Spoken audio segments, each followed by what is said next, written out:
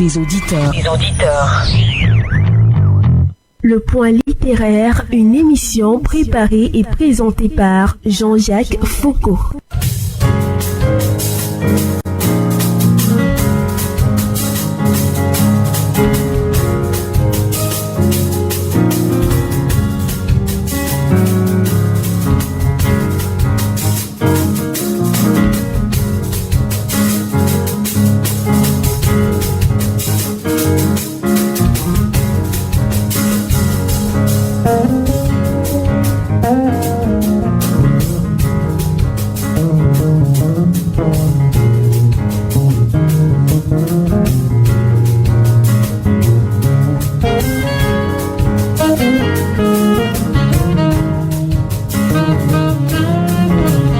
C'est devenu une tradition, mieux un rituel. Tous les jeudis soirs sur Royal FM, on se retrouve pour parler de livres et de littérature.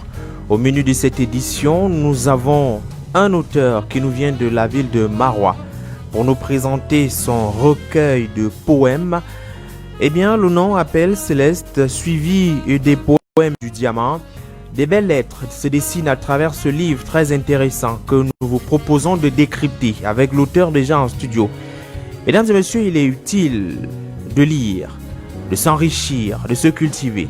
À travers le livre, on a la possibilité de regarder, de voir le monde d'un regard différent, d'une approche particulière, d'un homme qui a pris suffisamment de temps pour réfléchir sur ce qui parfois paraît être banal.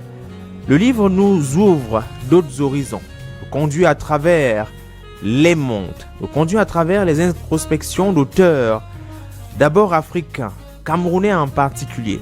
Et le Point littéraire offre la belle tribune nécessaire à ces derniers de vous présenter leur travail, qui date parfois de plusieurs années, plusieurs mois de recherche, plusieurs mois de sacrifice et surtout de réflexion. Mesdames et messieurs, merci de vous installer très confortablement. L'objectif de ce soir, c'est vous donner des pistes de lecture d'un livre qui forcément entrera dans votre bibliothèque personnelle à la maison. Installez-vous confortablement. L'émission démarre juste après ce rideau.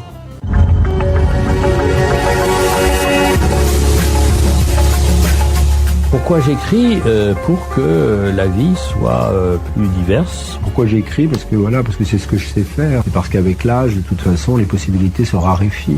Quand j'ai écrit ce roman, j'écris tous les matins à partir de 7h30, 8h moins le quart, jusqu'à 9h30. On ne m'a pas donné de conseils en particulier pour écrire. Par contre, mon père m'a dit que j'en étais capable. Mais t'écris parce que t'as un truc à dire? Tout le monde écrit, mais tout le monde n'est pas écrivain. Pourquoi le devient-on? Comment le devient-on? D'où vient l'inspiration? Écrivain, écrivaine. Le Point littéraire, Jean-Jacques Foucault. Jean-Jacques Foucault. On connaît les écrivains à travers leurs œuvres, mais connaît-on leur univers? Les romanciers nous entraînent dans leur fiction, mais quelle est leur vie au quotidien? Ces acteurs contemporains nous livrent un témoignage de notre temps. Mais quels sont leurs sentiments? Pour sa 3e saison, le Point littéraire innove. C'est désormais jeudi à 21h sur Royal FM. Le Point littéraire, c'est une émission de littérature. Toute la littérature, ici, tous les genres, sous-genres et types d'écriture se rencontrent. Vous aurez droit à plus de découvertes de livres et d'auteurs. Ici, tous les genres littéraires et textes scientifiques se côtoient. Le Point littéraire, jeudi à 21h sur Royal FM. Prenez le rendez-vous. Nouvelle saison inédite avec Jean-Jacques Foucault. Jean-Jacques Foucault. On ne m'a pas donné de conseils en particulier pour écrire. Par contre, mon père m'a dit que j'en étais capable. Mais t'écris parce que t'as un truc à dire? Tout le monde écrit, mais tout le monde n'est pas écrivain. Pourquoi le devient-on? Comment le devient-on? D'où vient l'inspiration? Écrivain, écrivaine. Nouvelle saison inédite, jeudi à 21h sur Royal FM. Le Point littéraire, la première de couverture. La première de couverture.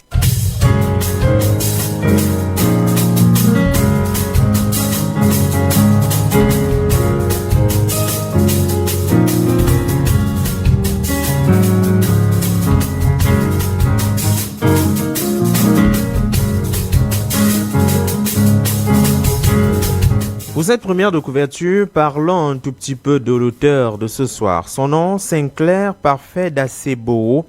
Il est né en 1988 à Bacham, dans le département des Bamboutos, à l'ouest du Cameroun. Il est titulaire d'une maîtrise en droit obtenue à l'université de Chang et d'une licence S-lettres obtenue à l'université de Maroua. Sinclair Parfait Dassebo est un ancien élève de l'école normale supérieure de Maroua. Il enseigne la langue et les littératures dans un lycée au Cameroun. Il est aussi lauréat des éditions 2013 du Festival universitaire des arts et de la culture UNIFAC, où il a reçu une médaille de bronze en déclamant justement un conte. Puis, il est également lauréat aux éditions 2014 du Festival culturel et sportif des écoles normales du Tchad et de Maroua Cameroun, où il a reçu une médaille d'argent en déclamation poétique. Il est auteur d'un recueil de poèmes intitulé Tourbillon, ou Une voix de Poséidon, publié en janvier 2020 aux éditions Proximité. Il vient également de commettre Le regard du Sagittaire, une tragicomédie parue aux éditions de Midi. L'œuvre qu'il nous propose ce soir a pour titre Appel céleste, suivi de Les poèmes du diamant. C'est un texte de poésie qu'on découvre dans un moment.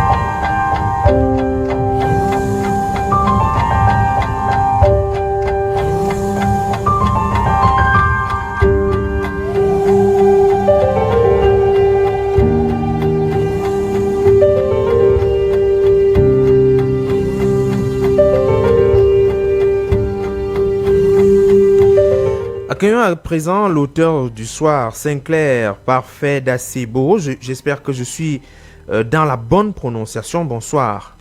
Bonsoir Jean-Jacques Foucault. Bonsoir à tous nos millions d'auditeurs, à tous nos millions d'auditrices. C'est un plaisir de vous accueillir ce soir dans le cadre du point littéraire. Vous venez de Maroua. Alors on espère que le voyage s'est plutôt très bien passé.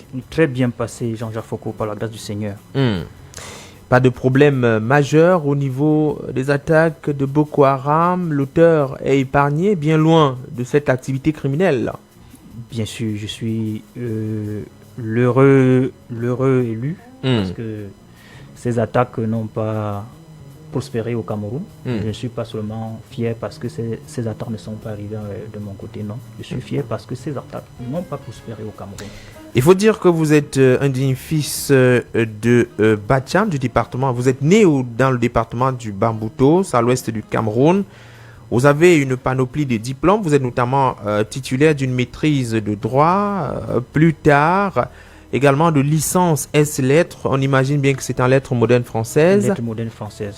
Et puis finalement, on se retrouve après l'école normale supérieure dans l'écriture. Est-ce que à un certain moment, lorsque vous étiez en étude du droit, vous vous êtes dit, je me suis peut-être trompé de chemin? Pour dire vrai, il n'y a pas de connaissance qui soit une perte de chemin. Il n'y a pas une étude qui soit un gaspillage de temps. Oui, à tout moment, il faut rechercher le savoir, il faut rechercher la sagesse et l'intelligence. Donc, je ne puis pas franchement dire que mes études de droit et puis mes études de lettres ont été pour moi une perte de temps. Non. Chaque élément concourt à façonner l'individu que je suis. Et il n'y a pas que les études pour faire de quelqu'un ce qu'il est. Il y a autre chose. Il y a beaucoup d'autres choses. Donc, à part les études, il y a le travail, il y a la famille. Et évidemment, il y a beaucoup d'autres choses. Donc, les études ne sont qu'une infime partie. Et vous êtes un enseignant, vous êtes enseignant de littérature, vous êtes enseignant justement dans des écoles. Comment ça se déroule avec cette période très particulière? Les examens ont pu se dérouler avec beaucoup de difficultés. Il y a eu un arrêt imposé par la pandémie à Covid-19. Vous, dans la peau d'un enseignant, est-ce qu'on peut dire que l'année scolaire qui s'achève et qui livre désormais les résultats d'abord du BEPC et certainement dans les jours à venir des autres examens a été une année sauvée? Évidemment, une année sauvée en majuscule, il faut bien préciser, parce que cette pandémie de Covid-19 a failli nous empêcher d'achever l'année scolaire. Vous voyez, les mesures fortes que l'administration, le gouvernement a dû prendre l'ont été à point nommé parce qu'on ne pouvait pas laisser l'année s'écouler comme ça en queue de poisson. Je le dis, vraiment, nous avons eu cette chance de terminer l'année scolaire, je vais dire en beauté. Oui, dans un contexte comme celui-ci, on ne peut que dire que l'année scolaire a été achevée en beauté. Alors, on a constaté quand même qu'on note une certaine baisse en ce qui concerne le taux de réussite pour l'examen BEPC. C'est un peu normal ou il fallait s'y attendre un tout petit peu?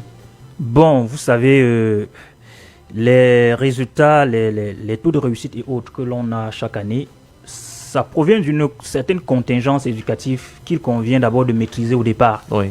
Et s'il y a eu des imprévus en cours d'année et qu'on n'a pas pu vraiment les maîtriser complètement, malgré nos efforts, on ne peut qu'accepter les résultats que nous avons. Oui, on ne peut pas tirer sur quelqu'un, tirer ou bien sur l'administration, ou bien sur les élèves, ou bien sur les enseignants. Non, non. Nous avons bien mérité ces résultats et nous avons même beaucoup fait. Et il fallait voir ce qui aurait dû, je vais dire, advenir si jamais on stoppait l'année scolaire comme ça et on disait année blanche. Quel préjudice causé aux différents élèves et même enseignants qui se sont tués à la tâche pour pouvoir boucler les programmes dans les différentes salles de classe. Donc, on peut dire, heureusement ou bien on a échappé ben. Alors, on revient sur la littérature. Vous avez déjà publié à peu près, c'est le 3e en ce qui concerne le recueil de poèmes que vous nous présentez. Il y a d'abord eu Tourbillon ou Les Voix de Poséidon. Alors, le livre est également paru en 2020, mais cette fois-là aux éditions Proximité. Est-ce qu'il est possible d'en parler un tout petit peu? Oui, l'honneur me revient d'en parler un tout petit peu. Et Tourbillon, c'est mon premier recueil de poèmes. Et je vais sans doute dire, il est préfacé, si vous le lisez, il est préfacé par le professeur Raymond Bastiateba. Il est chef de département à l'école normale supérieure de Marois, à qui je dis un grand merci, parce qu'il m'a beaucoup conduit. Déjà, ce livre, c'est un livre, comme son titre l'indique, c'est un recueil de vents. L'imagerie populaire a l'habitude de considérer le vent comme, je veux dire, naturel, climatique, météorologique à la limite. Mais ici, dans le livre, le vent n'est pas seulement vu dans son aspect naturel. Il y a les vents psychologiques, il y a les vents politiques, il y a les vents sociaux, il y a les vents sanitaires. J'aborde la notion de vent dans toute sa complexité et dans toute la consistance sémantique que cela peut apporter. Donc, dans ce recueil de poèmes, ce premier Tourbillon, j'essaye de voir comment la notion de vent peut être appréhendée dans la réalité concrète en société et comment est-ce que nous pouvons partir des vents pour nous comprendre et pour comprendre tout le monde. Le vent est déjà une turbulence.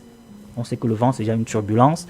Et avec Tourbillon, j'essaye d'exorciser la turbulence, et de la transformer même en une sorte de bonheur souhaité, une sorte de quête, une quête de bonheur. Donc il n'y a pas que les vents mauvais, je veux dire. Il y a des vents positifs. Il y a des vents positifs. Il faut comprendre simplement. Il y a des vents positifs. Oui. Alors pour ce qui est du deuxième texte, Le Regard du Sagittaire, une tragicomédie paru aux éditions de Midi. Également quelques mots avant d'aborder Appel Céleste. Voilà, merci pour cet honneur qui me revient. Le Regard du Sagittaire, c'est une pièce du théâtre que j'ai écrite il y a bientôt 10 ans. Il y a 10 ans. Oui, chaque année je ne fais que travailler, la retravailler, la corriger. Et à un moment donné, j'ai dit bon, pourquoi ne pas la sortir du lot, parce qu'à un moment donné, on en a marre de corriger tous les jours et puis on s'est dit voilà, il faut que le livre soit prêt à un moment donné. Bon, c'est un livre en fait qui traite de l'orgueil, de l'emportement de l'être humain, je vais dire comment est-ce que l'homme s'adonne au matériel au point de détruire la personnalité morale, au point de détruire les mœurs, au point de se laisser corrompre, voilà, psychologiquement, moralement. Donc j'invite dans ce livre les citoyens à pouvoir reconsidérer même la position de l'homme en société et de pouvoir mesurer l'ampleur de ce qu'on appelle la morale, la citoyenneté, le civisme, les valeurs nobles en général. Et de ne pas se laisser distraire par les trompeurs, par les vendeurs d'illusions. Vous voyez, dans ce livre particulièrement, il y a un personnage qui est nommé le bon, mais qui fait dans le mauvais. Et puis, bon, il a cherché à séduire ses amis, à les amener à s'inscrire dans le terrorisme, et ainsi de suite, voilà. Et il y a un autre personnage qui joue le rôle contraire et il cherche à ramener la tendance au point d'arriver au sacrifice ultime. Vous voyez. Donc, c'est une pièce de théâtre même qui mérite d'être diffusée et puis même transformée en film. Il faut absolument jouer cette pièce de théâtre. Vous savez, le théâtre est essentiellement fait, certes, pour être lu, mais davantage pour être joué sur des planches. Et certainement, on espère que cela va se concrétiser. Alors, cette pièce de théâtre fera certainement l'objet d'une autre émission où nous allons approfondir le débat sur cette autre publication. Mais si on parle d'Appel céleste suivi et de les poèmes du diamant, on se rend bien compte qu'à la première de couverture, il y a comme des masques qui sont présentés et même le choix de la couleur. On imagine qu'avec l'éditeur et vous avez dû vous entendre. Alors, à quoi renvoie d'abord cette première de couverture à travers le dessin qu'on peut voir et même les choix des couleurs? Bon, Jean-Jacques Foucault, je vais commencer par dire que lorsqu'on écrit déjà un livre, on sort du cadre de la propriété. Nous ne sommes plus propriétaires du livre. Le livre appartient à la société. Tout à fait. La lecture que je vais donner ne sera qu'une lecture personnelle, simple, à chacun de faire son interprétation. Voilà, exactement. À chacun de voir comment est-ce que le livre se présente face à lui. Moi, particulièrement, je trouve ces masques comme d'abord l'expression du Dieu. Vous voyez, il y a là deux masques. Le premier masque avec une figure presque humaine. Bon, c'est bien formé. Ça répond déjà à cette transcendance qui ressort du titre, Appel céleste. Bon, je me dis que c'est déjà l'image de Dieu qui parle. Et puis, il y a un deuxième masque qui ne présente pas une figure humaine, mais qui est plus esthétique. Oui. Je me dis, ça représente quelque chose de beau, un peu comme ce diamant dont parle le sous-titre du livre. Cette brillance, cette esthétique, cette beauté, cette sublimation. Voilà. C'est un peu de ça qu'il s'agit. Alors, Appel céleste, les poèmes du diamant. Pourquoi avoir mélangé les deux? Ou alors, comment comprendre ce rapprochement? Et on a l'impression que ce recueil de poésie est divisé en deux. Comment comprendre? On est dans quel cadre? Pourquoi cette particularité à travers cet ouvrage-là? Bon, Jean-Jacques Foucault, Appel céleste suivi de les poèmes du diamant. C'est un seul livre, mais en fait, c'est deux livres que j'ai réunis en un. Ce n'est pas à cause du volume que j'ai réuni en un. C'est que dans Appel céleste, il y a un peu de souffrance, un peu trop de souffrance, un peu trop d'angoisse, un peu trop de tristesse. Et j'ai voulu un peu mélanger et ajouter à ça un peu d'espoir, un peu de beauté, un peu quelque chose d'agréable. Oui, j'ai pensé à l'amour, j'ai pensé au mariage, au bonheur en général. Oui, j'ai voulu un peu racoler là-dessus pour que cela soit un peu mixte. Sinon, Appel céleste lui-même est un peu trop solide. Oui. Il faut quelque chose de léger, quelque chose de facile, d'agréable. On peut bien voir qu'au niveau d'Appel céleste, il y a le texte qui est travaillé, ou alors les différents textes qui sont travaillés. On a l'impression de nous retrouver, bien évidemment, dans le cadre de la poésie classique qui fait très attention au pied, à la rime. Alors, pourquoi le choix on va pas dire un retour, mais pourquoi une focalisation sur cette rigueur dans la poésie? Bon, merci. Au départ, Appel céleste, je vous ai dit, ça parle déjà de Dieu dans le titre. Vous savez, Dieu est rigoureux. Oui. Il faut d'abord commencer par être rigoureux comme Dieu. Nous sommes à son image, bien sûr.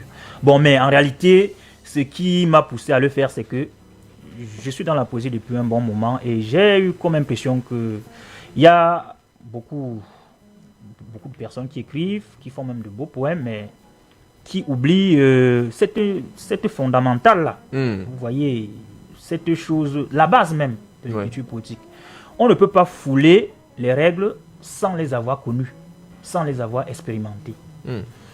Si vous lisez Tourbillon, le tout premier recueil, comme nous venons d'en parler tout à l'heure, il n'y a pratiquement, je vais dire pratiquement pas de texte classique là-dedans. C'est de la poésie libre, complètement assez libre. Bon, j'ai fait un retour, j'ai pirouetté un peu pour voir comment les poètes devraient normalement laisser un peu à la poésie son âme de départ. Oui, on ne peut pas fouler comme ça les règles comme si elles n'ont jamais existé. Oui, il faut savoir qu'elles existent. Mais il faut les fouler, bien sûr, parce que c'est la liberté qui compte. Voilà, justement, donc c'est de ça qu'il s'agit. Ce n'est pas que j'ai accordé une place assez grande à cette esthétique classique au point d'amoindrir. Non, il était question de revenir sur les bases pour reparler ou reproposer la poésie telle qu'elle a été. Exactement. On est peut-être dans le XVIIe siècle où les règles sont établies et qu'il faut absolument respecter. Exactement. C'était important tout de même. Oui, pour moi, c'est important de connaître les règles, de les appliquer. Et s'il faut enfreindre à ces règles, il faut savoir comment le faire. Voilà. On ne peut pas directement dire à un enfant la poésie, c'est que tu te lèves, tu prends le stylo, tu prends une feuille et tu écris comme tu veux. Non. Il doit d'abord savoir comment est-ce qu'on devrait écrire et maintenant savoir comment est-ce qu'il peut aussi écrire. Je parle cette fois de la liberté d'écriture. Voilà.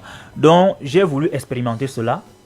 D'abord, il est bien vrai, Tourbillon est déjà libre. Je suis dans le vent de la liberté, en fait. Mais je n'oublie pas que la poésie a été quelquefois classique et qu'il faut y retourner pour voir. Maintenant, la spécialité de mon classicisme ici, s'il faut l'appeler comme ça, sa spécialité, c'est que ce classicisme puise exactement dans le vécu quotidien d'aujourd'hui. Vous n'allez pas trouver à l'intérieur de ces vers des tournures assez dénudées de sang ou bien assez vétustes, je veux dire des images antiques, antédiluviennes. Non, vous n'allez pas trouver ce genre de choses-là à l'intérieur. Ce sera du vécu quotidien d'aujourd'hui, mais que j'ai transcrit en respectant une certaine forme. Tout à fait. Alors dans votre livre, le tout premier, parce que vous avez dit vous êtes lancé très rapidement dans l'écriture de la poésie. Ça date de combien de temps? Parce qu'on est quand même intrigué entre vos études en droit, plus tard en lettres modernes françaises et école normale. À partir de quel moment vous avez trouvé du temps pour pouvoir vous mettre à écrire ces lettres d'une beauté, je ne peux pas le cacher, inavouable? Jean-Jacques Foucault, c'est une question qui... c'est un peu compliqué à répondre. Je me rappelle quand même, ayant commencé à écrire des poèmes en classe de 3e, c'était dans les années 2002-2003, et vers 2004-2005, quand je faisais seconde, je me suis inscrit au club de littérature. C'était un club dirigé par M. Ngwanet Pati, que je salue déjà, s'il est en train de nous entendre. Oui. Et c'est à partir de là que mon génie poétique s'est éclaté, parce que j'ai eu déjà des prix au lycée. Plusieurs prix. Oui, plusieurs prix. Je parle même des prix au lycée. D'abord au lycée. Au lycée, oui. Et ça m'a inspiré. J'avais aussi un grand frère, je l'ai encore, Dieu merci, que je salue ce soir, M. Idriss Armen Kwetebo. Il m'a donné le goût de la poésie. Quand je faisais déjà seconde, il était en terminale. Et en terminale, il lisait Paroles de Jacques Prévert. Il avait le livre à la maison. À tout moment, il lit, et il aimait tellement lire la poésie. Je me suis dit, mais qu'est-ce qui se passe? Qu'est-ce qu'il y a à l'intérieur de ce texte? Ce que nous faisons même dans le club, bon, c'est une poésie, mais la poésie de Jacques Prévert, elle est bizarre. C'était bizarre. Je me suis dit, bon, je vais un peu sonder, je vais voir à quoi ça peut ressembler. Je me suis mis à écrire. Si vous prenez mes premiers manuscrits sont vieux, c'est là à la maison, mais ce sont des poèmes. J'ai écrit des centaines de pages comme ça, qui sont à la maison, et je n'ai pas touché à ça depuis un bon moment. Donc chaque fois vous avez écrit, réécrit, corrigé plusieurs fois. Et actuellement même j'ai une vingtaine de livres encore à la maison, sans compter les brouillons. C'est vraiment, je ne sais pas comment vous expliquer. L'auteur a beaucoup de travail et travaille en permanence sur la littérature. On a bien l'impression lorsqu'on vous lit que vous devez beaucoup au Sahel. D'ailleurs, c'est le tout premier poème de ce recueil, Appel Céleste, carnet d'un premier séjour au Sahel Cameroun. Et puis, il y a cette peinture de cette zone qu'un Camerounais qui n'est pas allé peut lire avec frénésie.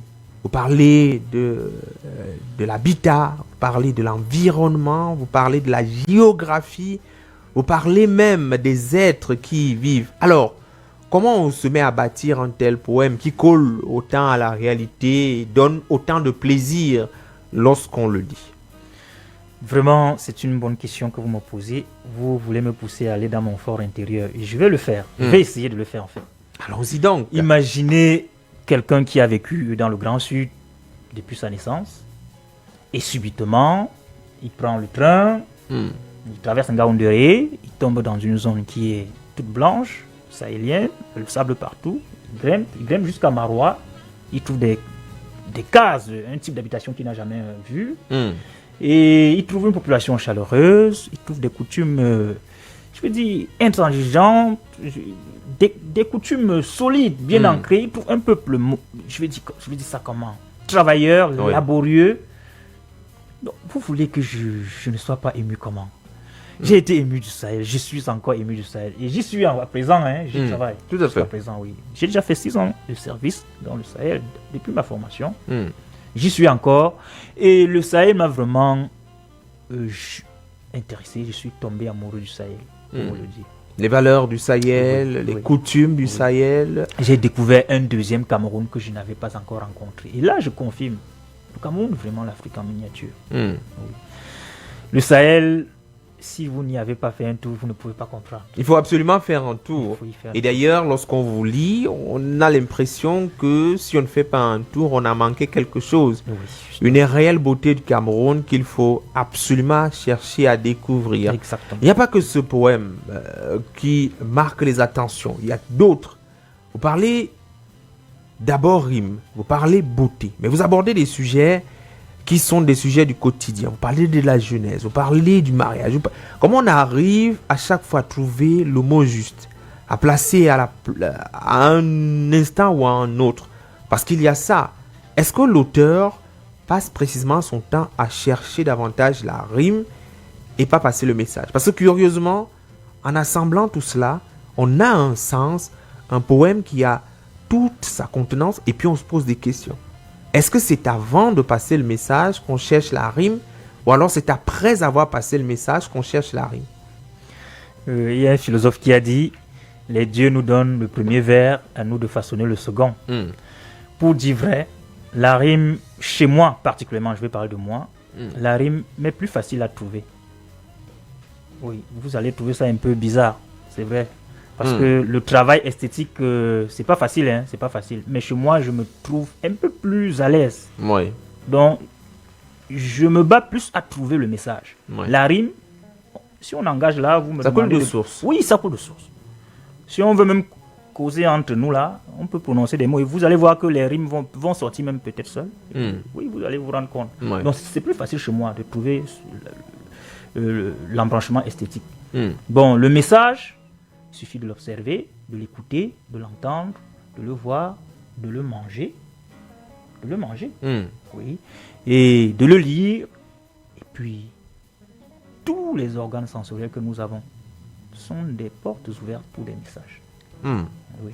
Donc, quand j'arrive au Sahel, mes yeux voient, j'hume, je mange, j'écoute, je chante, je parle. Et puis, je me dis, je comprends maintenant que j'avais raté une grande chance de parcourir le Cameroun et d'arriver au Sahel. Et puis je me rattrape par ce livre et surtout par ce poème.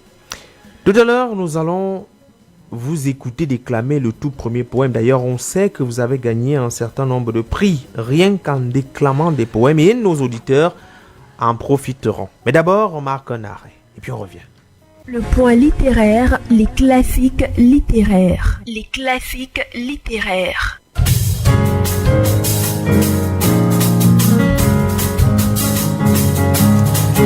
Merci d'écouter la radio sur les 88.4 en FM, mais également sur Royal FM Espace Cameroun. Si vous avez l'application Facebook à travers votre téléphone mobile ou simplement à travers votre ordinateur, merci de nous regarder à travers le monde et surtout de suivre notre auteur Sinclair Parfait d'Acebo qui nous présente son recueil de poèmes Appel Céleste, suivi de Les poèmes de Diamant. On va poursuivre la discussion dans un instant. Permettez-moi simplement de vous dire que lorsque vous avez entendu le jingle annonçant le classique littéraire, il s'agit d'une phase réservée à la recherche d'un auteur qui aura marqué son temps, qui aura marqué son histoire de par ses prises de position, ses points de vue, son verbe acerbe. Annie-Lisette Ambassa a fouillé pour nous un classique littéraire qu'on vous propose de découvrir ce soir. Annie-Lisette Ambassa, bonsoir. Jean-Jacques Foucault, bonsoir. Madame Bovary, Mœurs de Provence, couramment abrégé en Madame Bovary, est un roman, comme vous l'avez dit, qui raconte l'histoire de Emma Bovary. Emma Raoul, fille d'un riche fermier, a été élevée dans un couvent. Elle rêve d'une vie mondaine, comme les princesses des romans à l'eau de rose, dans lesquels elle se réfugie pour rompre la nuit. Elle devient l'épouse de Charles Bovary, qui, malgré de laborieuses études de médecine, n'est qu'un simple officier de santé qui ne lui offre qu'une vie routinière, bien vite monotone et frustrante pour Emma. L'invitation au bal du marquis d'Andervilliers lui fait entrevoir un monde auquel elle souhaiterait en vain appartenir.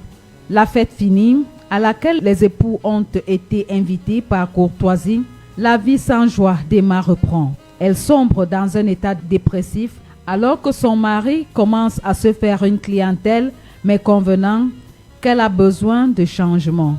Il décide de quitter le bourg de Tostes et de s'installer à celui d'Yonville. Emma fait la connaissance des personnalités locales. Le pharmacien progressiste et athée, M. Homet, présenté comme le type du notable de Provence, péremptoire et content de lui, qui donne discrètement et illégalement des consultations médicales dans son arrière-boutique. Le curé bournicien, Léon Dupuis, charmant clerc du notaire Guillaumin, le libertin Rodolphe Boulanger, propriétaire du château de la Huchette. Emma est déçue par la naissance de la petite Berthe, puisqu'elle aurait préféré mettre au monde un garçon. Elle s'enlise dans la nuit et perd tout espoir d'une vie meilleure. Elle n'éprouve plus aucun amour pour Charles, qui pourtant ne lui veut que du bien. Elle ne parvient pas non plus à aimer sa fille, qu'elle trouve laide et qu'elle confie à Madame Rollet, nourrice vénale, qui vit dans une pauvreté un peu sordide. Elle laisse libre cours à ses dépenses luxueuses chez son marchand de toffe, Monsieur Lheureux. Elle repousse les avances de Rodrigue et de Léon, puis elle finit par céder. Ses amants vont vite laisser du sentimentalisme exacerbé de la jeune femme qui rêve de voyage et de vie trépidante. Emma a écumé une dette envers Monsieur Lheureux qui exige d'être remboursée. Les amants d'Emma ont refusé de lui prêter de l'argent. Emma se suicide par désespoir. Charles meurt de chagrin. À la mort de ses parents, Berthe est confiée à une tante pauvre qu'il envoie travailler dans une filature de coton pour subsister financièrement. Gustave Flaubert est un écrivain français né à Rouen le 12 décembre 1821 et mort à Croisset, lieu-dit de la commune de Canteleu, le 8 mai 1880.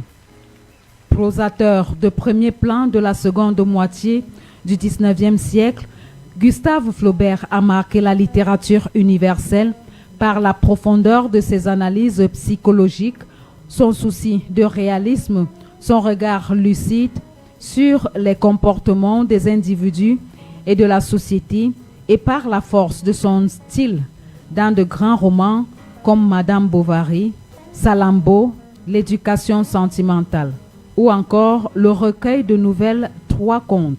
Il est né dans une famille de la petite bourgeoisie catholique et d'ancêtres protestants.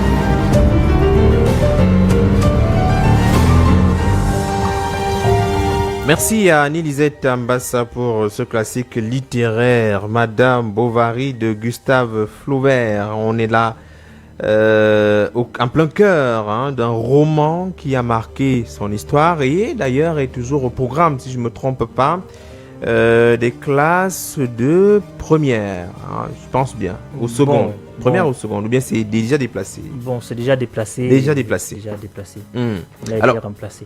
Il a été remplacé. Parce que Madame Bovary, quand même, à une certaine époque, était au programme de certaines classes du secondaire. C'était en première. Oui, en première. Alors, Madame Bovary, quand même, on imagine bien que ce livre vous rappelle quelque chose. Vous l'avez dû soit le lire, soit l'enseigner à quelques élèves. Alors, Madame Bovary, c'est un classique littéraire de Gustave Flaubert aujourd'hui. Oui, j'ai enseigné Madame Bovary depuis un bon nombre d'années, parce que j'ai été d'abord vacataire durant beaucoup de temps, avant de devenir enseignant de l'État. Oui. Madame Bovary, c'est un roman, j'ai l'habitude de l'appeler roman suicide, parce que la trame narrative, le récit dont il est question dans ce livre, c'est un récit à la limite tragique, c'est de la tragédie. C'est de la tragédie. Pour moi, c'est un roman suicide. Vous voyez l'état dans lequel se trouve Charles Bovary à la fin du roman, à cause des infidélités de son épouse. Vous voyez le comportement même de l'épouse. Cette frivolité sentimentale. Elle s'adonne au matériel, elle cherche de l'amour par-ci par-là. Elle s'ennuie avec un mari. Elle finit par se suicider. Bon, vous voyez, c'est un roman très tragique, vraiment. Alors, est-ce que vous, aujourd'hui, vous pensez à écrire peut-être un roman? Vous avez déjà passé par la poésie, le théâtre. Il reste peut-être le roman. Oui, mon credo, quand je commence à écrire, c'est « Nul n'entre en littérature s'il n'est poète ». Vous ne pouvez pas écrire un roman sans être un poète. Il y a un écrivain qui l'a dit. La poésie, c'est un autre roman. Et le roman est une autre poésie. Oui. Donc, le départ, c'est la poésie. J'ai déjà beaucoup de romans dans mes tiroirs. Si Dieu bénit, d'ici quelques mois ou quelques années, vous aurez l'occasion de les déguster. Des romans prêts, déjà écrits. Toujours aux éditions de Midi, parce qu'on a vu, vous avez quand même 2 publications aux éditions de Midi. Le travail se passe plutôt bien avec la maison d'édition ou bien... Oui, l'éditeur de Midi, c'est un homme... comprenez bien, un homme maternel. Je n'ai pas dit un homme paternel. Un homme maternel, vous comprenez de quoi il s'agit. Donc c'est un papa, c'est quelqu'un qui comprend. Mon aventure avec lui ne fait que commencer. Tout comme mon aventure avec l'édition Proximité avec François Kémé. Avec monsieur François Kémé. C'est déjà bien de faire le choix des maisons d'édition au pays. Vous n'êtes pas tenté par d'autres maisons d'édition à Paris, à Matin et autres clés Bon. Où on reste très attaché aux valeurs locales. Je suis attaché aux valeurs locales parce que je suis avant tout africaniste. Je l'ai dit dans un débat avec un de mes amis promotionnaires. Il m'a demandé de faire l'émission en langue maternelle. Il m'a demandé pourquoi j'ai été professeur de français. Je suis d'abord africaniste, donc il faut que je me produise chez moi. Oui. Bon, il peut arriver dans les conjonctures, dans l'avenir, la contingence peut arriver que je me trouve obligé de me faire publier hors de mon pays. Mais cela ne signifierait pas que j'ai oublié que je dois me faire publier dans mon pays. On peut comprendre qu'il y a Jacques Prévert qui a été peut-être un modèle ou une inspiration. Est-ce qu'il y a d'autres auteurs qui vous ont amené à vouloir vous mettre à l'écriture, un de ces 4? Si vous parlez de la sorte, vous voulez me renvoyer d'abord en classe de 3e, parce que c'est là que j'ai commencé à écrire. Ah oui, tout a commencé là-bas. Oui. Bon, en classe de 3e, j'avais déjà lu Chikaya Utamsi. Bon, c'est vrai que j'étais plus adonné au roman. Dans ma culture littéraire d'enfance, c'était plus les romans. Il y avait les bandes dessinées, les Blek, les Zembla et autres. Il y a même des fois où je reproduisais les bandes dessinées dans le cahier. Oui, bon, sinon... Aujourd'hui, ma culture littéraire est assez suffisante. Je ne peux pas dire qu'elle est pleine. Bon, elle est assez suffisante. En permanence, vous l'enrichissez encore avec d'autres auteurs camerounais et ailleurs. Oui, surtout camerounais. Pour ne citer que des camerounais, il y a déjà Rachel Boyoyo, vous connaissez. Il y a Dr Hassan Abrahim, vous connaissez bien, il y a tout à fait. Professeur Jean-Claude Abada, Dr Oumar Guedala, et il y a déjà mon ami Pascal Graoubé qui a eu dernièrement le grand prix littéraire Encre d'Afrique, avec son roman Voix et Voix de l'Afrique. Ouais, vous en êtes déjà au courant. Oui. Bon, il y a beaucoup de poètes comme ça que j'ai lus. Bon. Et ça vous a marqué? Oui, ça m'a beaucoup marqué. Alors aujourd'hui, on a appris d'abord qu'en 2013, vous êtes lauréat d'un prix des éditions, je vais dire 2013 au Festival universitaire Unifac. des arts et de la culture, Unifac. En 2014 au Festival culture et sportive des écoles normales du Tchad ainsi que du Cameroun à travers Marois. Vous avez donc reçu tour à tour la médaille de bronze et la médaille d'argent. Alors aujourd'hui, lorsque vous regardez vos souvenirs, vous regardez dans le rétroviseur ces éditions, lorsqu'on s'en va déclamer des poèmes, est-ce que vous savez déjà que vous avez la capacité de remporter un prix? 2, c'est quand même... c'est pas un hasard finalement. Bon, 2, c'est pas un hasard, mais il faut aussi croire en soi-même. Avant de dire qu'on peut passer à une compétition, il faut d'abord compter sur soi. Je sais que j'ai eu de bons enseignants qui m'ont appris à déclamer. J'ai eu une expérience qui a été florissante. Et s'il me faut déclamer des poèmes, je suis certain que j'en sortirai le premier. Alors si il fallait prendre un poème dans ce livre, lequel vous prendriez pour le plaisir des auditeurs, pour donner un petit aperçu? Parce que les auditeurs ont entendu parler d'Appel Céleste, suivi les poèmes du diamant. Ils veulent savoir justement où se trouve le diamant. Peut-être il faut proposer un poème en diamant pour permettre à l'auditeur de savoir en réalité de quoi est-ce que vous êtes capable. Vous faites votre choix, que ce soit au niveau des poèmes du diamant ou bien l'Appel Céleste. Bien, je vais choisir un poème, puisque nous sommes dans une soirée un peu calme. Je vais choisir un poème dans la partie 2, le poème du diamant. Le poème du diamant. Bon, pour ne pas choisir un poème long qui va nous prendre trop de temps, je vais prendre le dernier poème. Chambre froide. Chambre froide. Pourquoi le choix? Pourquoi ce choix? D'abord, c'est le poème de fermeture, c'est le poème le tout dernier, le poème de clôture. Et puis, c'est un poème qui est court, mais qui a un message. Oui, si vous le lisez profondément, vous allez le découvrir. Oui, vous finissez par le cueillir. Alors, chambre froide, pour le plaisir des auditeurs. Chambre froide. Astre saignant dans mes sentiers gelés. Aube noire sur mes sols grelottants.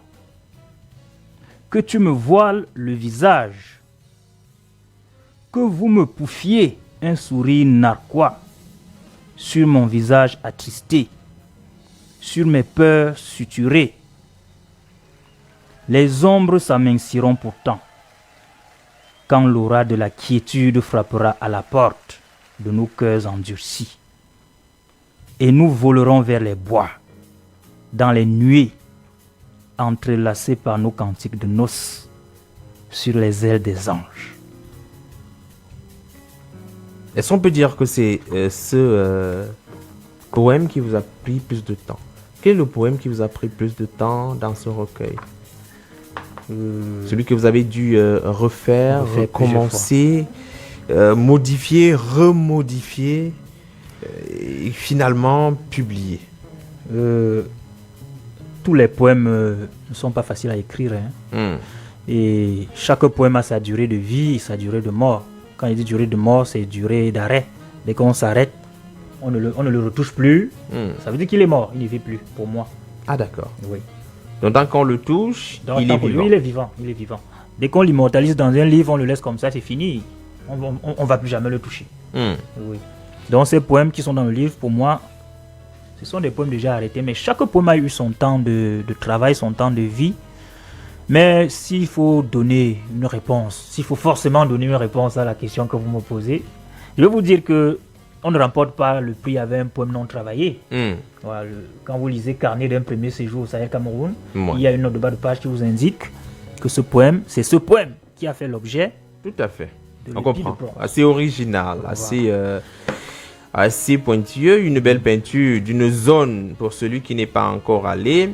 Et il y a au moins 2 poèmes qui attirent particulièrement mon attention. Celui d'abord sous les coulisses de la barre. Sous les coulisses de la barre, c'est en oua qu'on achève pratiquement toutes les phrases.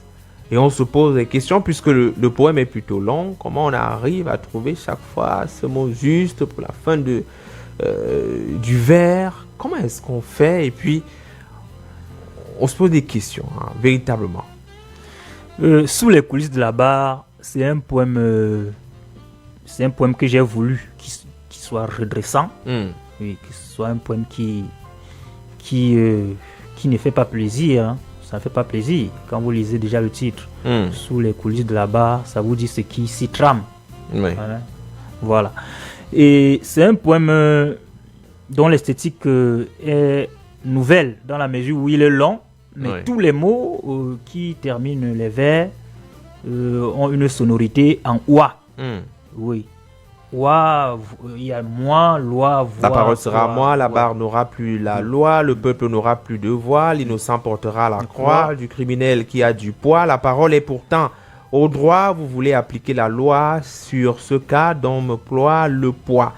Mais je ne sais pas le pourquoi. En fait, jusqu'à la fin, on a réussi tout de même à... Alors, est-ce qu'il est facile d'être un poète pour la jeunesse qui nous écoute aujourd'hui? Il y en a, Dieu seul sait, qui veulent s'engager dans ce chemin-là.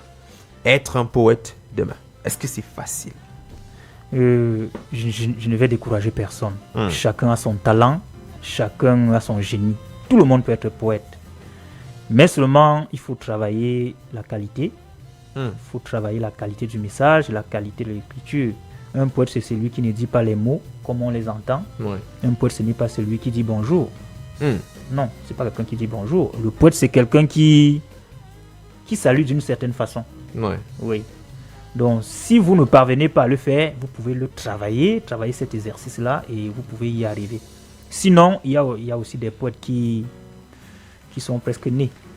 Oui, je ne sais pas si j'en fais partie ou pas, à vous de voir, mais il y a des poètes qui savent dire les choses d'une certaine façon et comme il faut. Directement, ils n'ont pas beaucoup de difficultés à le faire. Bon, ça n'exclut pas que cela travaille aussi, parce que le travail, c'est ça qui paye, c'est ça qui donne la qualité à la tâche accomplie. Voilà, justement. Est-ce donc après ce travail, Appel Céleste, il y a d'autres livres en gestation en ce moment, ou alors on va d'abord prendre le temps de valoriser, de vulgariser, de présenter au grand public d'abord ces 3 textes qui sont désormais disponibles. On prendra d'abord le temps, ou alors on va continuer à publier suffisamment pour que ce public de lecteurs soit arrosé en permanence par des écrits qui captivent, par des écrits qui va les amener à voir à travers vous la beauté des choses, le côté complexe de la vie, les sujets abordés avec votre dextérité ou surtout avec les vers. Est-ce que c'est tout de suite les prochains livres ou on attendra un peu? Je vais répondre en disant oui pour les deux. On va d'abord faire la promotion de ces livres qui sont là. Ça n'exclut pas que je sois en train de travailler. Je vous ai dit, j'ai beaucoup de livres déjà dans les tiroirs. J'ai déjà un essai que j'ai envoyé aux éditions Proximité depuis 1 an. On est en train de travailler là-dessus pour que cela soit disponible d'ici l'année prochaine ou d'ici fin d'année. Est-ce qu'on peut trahir quand même le secret au niveau du thème ou bien il va falloir attendre absolument que le livre sorte? Vous voyez, quand un enfant est encore dans le ventre, on ne connaît pas déjà son nom. On est discret. Voilà, on est très discret. Dès qu'on l'accouche, on dit voilà, il s'appelle tel. Cet enfant, il a autant de kilos, il est beau, il est mignon, et puis c'est un enfant qu'il faut voir plus tard. Justement. Alors on était heureux de vous accueillir ici, mais avant de sortir, on aimerait savoir pour vous, quelles sont les règles qu'on doit bâtir autour d'une carrière d'un écrivain? Parce qu'on imagine bien que vous êtes enseignant d'abord, et donc vous n'attendez pas de vivre à travers le livre. Pour vous, c'est de partager davantage la connaissance. Alors, les règles d'un bon écrivain sont lesquelles, s'il faut les fixer à votre niveau? Bon, je vais essayer de le faire en quelques mots. Un bon écrivain, c'est celui qui écrit parce qu'il faut écrire pour corriger. Il faut écrire pour divertir, il faut écrire pour donner l'espoir, pour donner la paix. Un écrivain n'est pas un commerçant qui cherche de l'argent.